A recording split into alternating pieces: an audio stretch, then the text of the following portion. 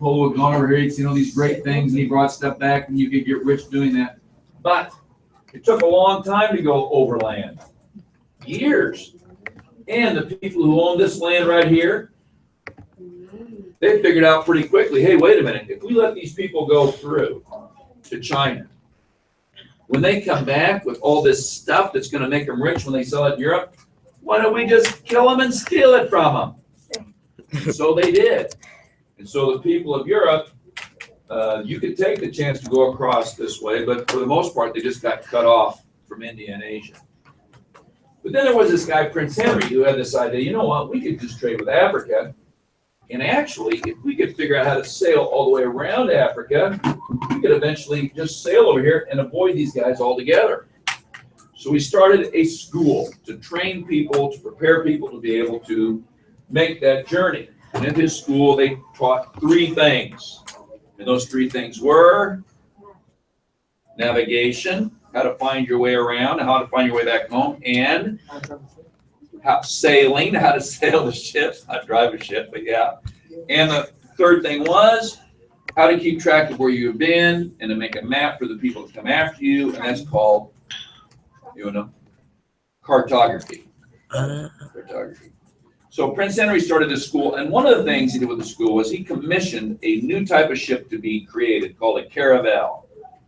And a caravel was special because the sails could rotate on the mast, which allowed the ship to sail against the wind by going back and forth, by tacking.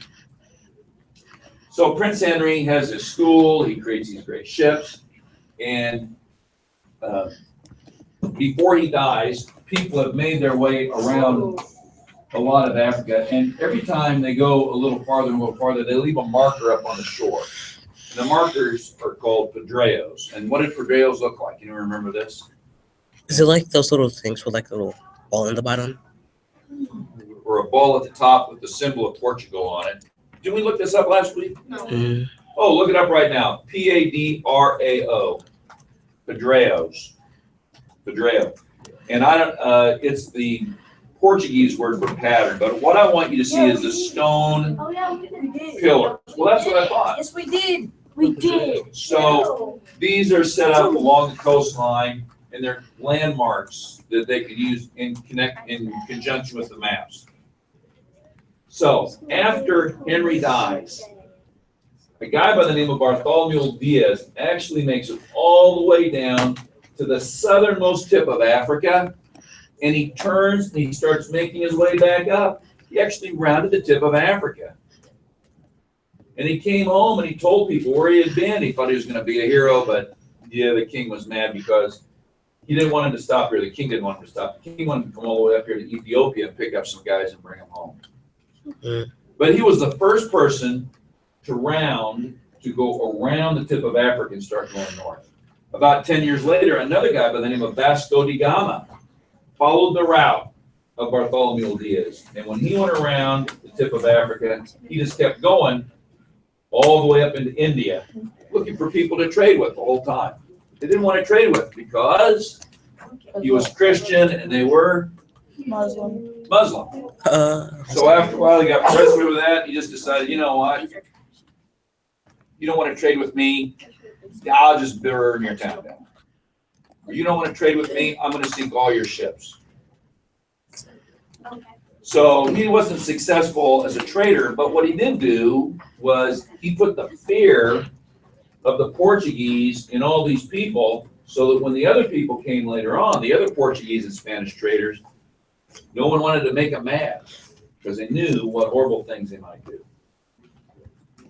So that's as far as we got last week. Now we're ready for Columbus. So in your notes, if you haven't put it already, put Christopher Columbus and then close your Chromebook. And you might want to write some of this stuff down later on, but for now, I'm just going to tell you this story. So Christopher Columbus, born in a city called Genoa, Italy. His dad was a weaver. His mom was a weaver, but they were also wine traders. So weavers took wool and they wove it into cloth. As wine traders, though, they would go out around this part of Europe and buy wine and then bring it back to Italy and sell it. And that's how they made a profit. So they were merchants. They were traders. And they raised Columbus and his two younger brothers to be merchants and traders. Columbus went to school till he was about 14, which was pretty good for those days. Most people didn't get to go to school at all, let alone go till they were 14. When he got out of school, he worked for his family for a while, and then he just started traveling around Europe on his own, studying, sailing, exploring, learning languages. And while he was doing that, he came across two pieces of information that were going to influence him for the rest of his life. Unfortunately, they were incorrect pieces of information. Close your Chromebooks. The first piece of information he came across that was incorrect was this. There was a scientist at the time who had a theory that the Earth was covered with land. Now, if you look at that map, you can see that it's not mostly land. As a matter of fact, we've measured it now. We know. Anyone know what the percentage of the Earth is that's covered with water? It's about 70. not 97. That's That's 70. about 70, between 70 and 75% water.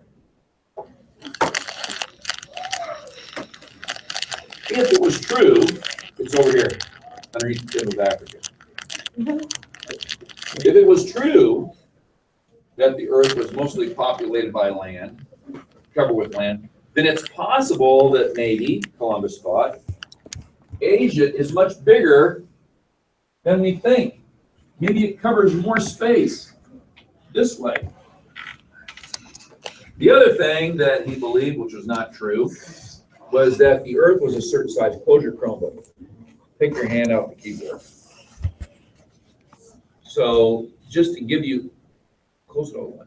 Just to